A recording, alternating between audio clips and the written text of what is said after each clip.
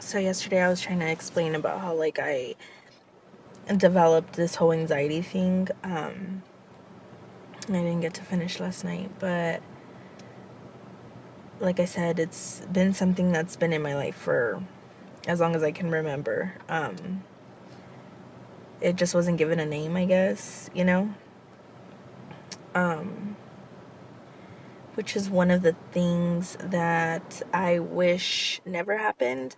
I wish a doctor never brought up the word anxiety or panic disorder or depression depression was a little more known, but once I was labeled as someone with anxiety and panic disorder, forget it. It was over from that moment because my mind just took over and I started looking into it and I pretty much gave myself. So I would say, obviously I didn't give it to myself or, but I for sure helped the manifestation process of it. I am guilty of that because when you find out you have something, you want to look into it, you want to look into the good part about it, the bad part about it, and once you start reading it and your mind is exposed to the things that are supposed to occur while having such things, your mind will take it as, okay, you've put it in your brain and now I gotta just make it happen. That's kind of how I looked at it. It's just because that's kind of the way it just worked out for me, and it sucks. And just like with anything in life, obviously for some odd reason, the negative always outweighs the positive, always. Like, that's just something we tend to focus on more and things like that, which now makes sense as to why I wasn't getting better as fast as I wanted to. I'm not saying that I had all the power, because that's what a lot of people tend to think.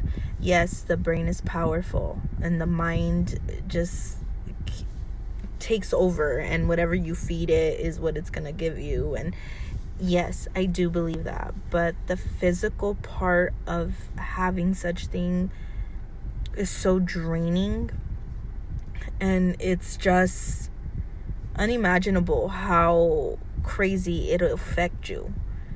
You're sick. You are legit sick every day. Where I lived, my son's school was less than a mile away. Literally, I would get there in 3 minutes from my house.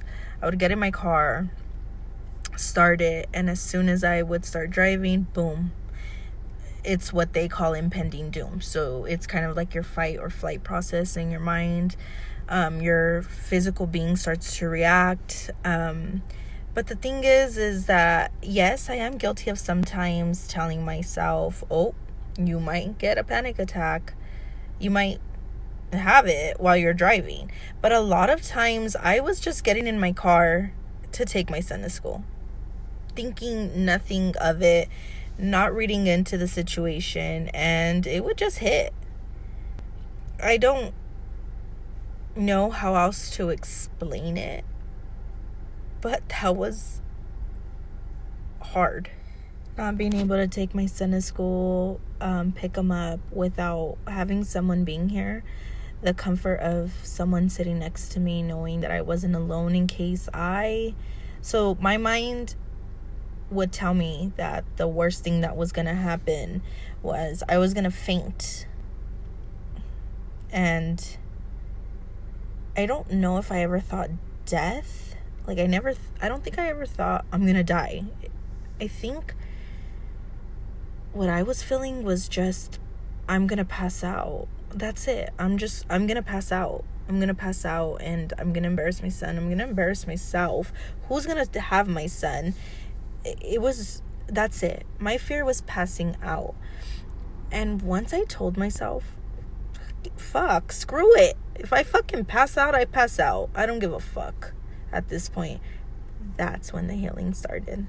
So it took me a good 4 years before I realized that every time I ask someone to come with me to pick up my son, or every time I ask for someone to accompany me to go to the store, or even take a walk outside, I couldn't even do that myself. I realized that I was holding anxiety's hand. I was holding on to it and telling it, I'm going to surrender to you, and you need me to ask someone to come with me, I'm gonna ask someone to come with me. But I do believe that once I started to realize that and fight it, it did get worse before it got better. Because you have to fight what you have been used to doing for so long. That's the real battle right there. It's truly kicking a bad habit. It's nothing that happens overnight at all. And another thing I had to realize was that I had to be open about it. I had to talk to whoever the hell I wanted to talk to about it. And I had to realize that some people weren't going to have nice things to say, and I just let it slip off my back. I'm not going to take it so personal that I'm going to hold on to it, because once again, that will be anxiety winning. So say what you want, believe what you want, whatever. I'm the one dealing with it. This is my own struggle. It may look different from yours.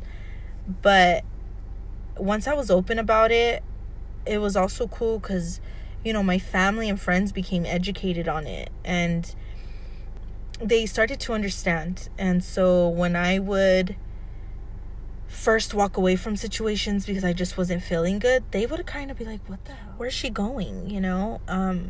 But then I would start to explain to them, you know what? I'm feeling this way. I gotta leave. This was me still holding anxiety's hand.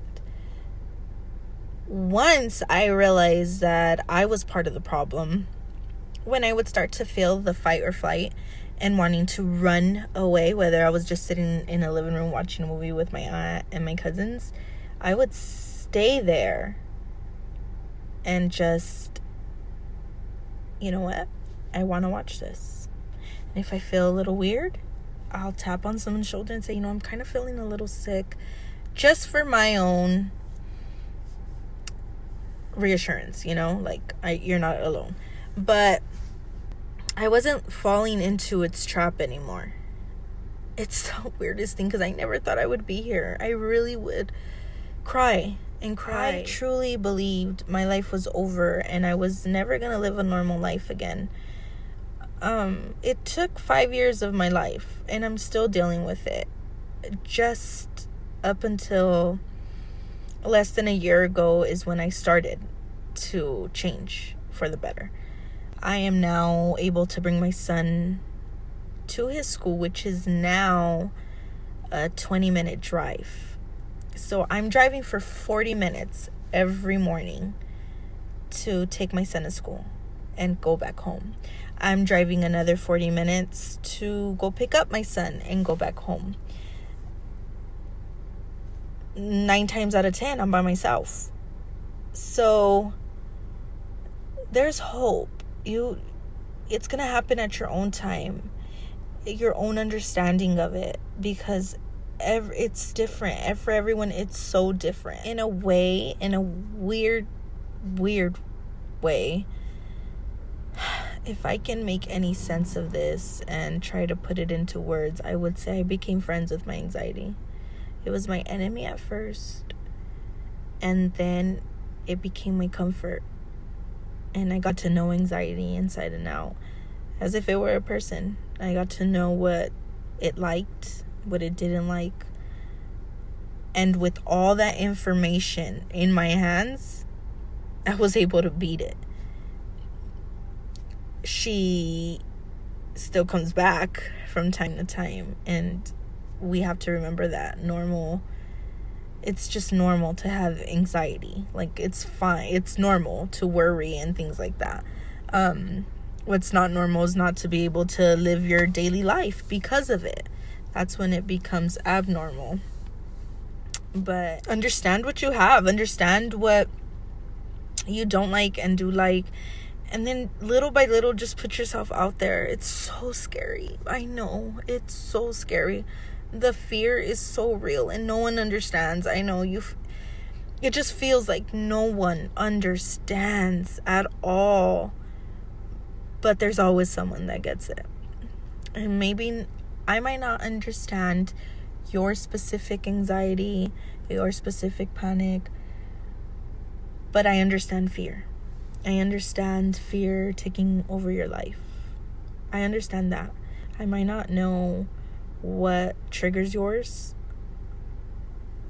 but I know that fear way too well. And I am putting myself out there because I looked for videos like this and I didn't find any at all. I just wanted someone to watch and I be like, oh my gosh, she took the words right out of my mouth, or he took the words right out of my mouth. Look, this person's working at it. I can work at it too. And this person tried so many things and it didn't work. So there is hope because eventually this person found something. That's me. I tried so many things. And at the end of the day, the cure was within me. I mean, as cliche and cheesy as that sounds, I guess you kind of have to be ready to accept healing. In weird ways, we're kind of holding on to it too. Which sounds completely freaking insane because who wants that, right? But it's true. After a while, you're so used to it. That sometimes you're just like, wait, what am I doing? Kind of like every morning this person goes to the donut shop. Every morning at 6 goes to the donut shop and goes to the donut shop. And the people there know this person, and this person gets the same thing every morning and has been doing it for years. But if that person one day misses that trip to the donut shop, they're going to realize, hold up, it didn't really mess with my schedule. It didn't really throw my life for a loop. I don't think I even need those donuts and coffee. You know, I tried this for breakfast and it worked just as great. And that's how anxiety is in life. You know, we're so used to suffering that sometimes we are okay with it without even realizing that we're okay with it. And with the slightest change, we don't even know we're capable of it because we're so used to the same feelings and doing the same things that we don't think, well, if I try something different, it might just work, you know? I don't know if that makes any sense, but I'm just ready to share my story. And there's a lot more that goes into this story than what I've been telling you guys, but this is it. And I'm here and I'm open. I'm so ready to put out what's helped me. And I'm just ready. So let's get it, guys. Let's live happier lives and do this because we deserve it. We deserve happiness.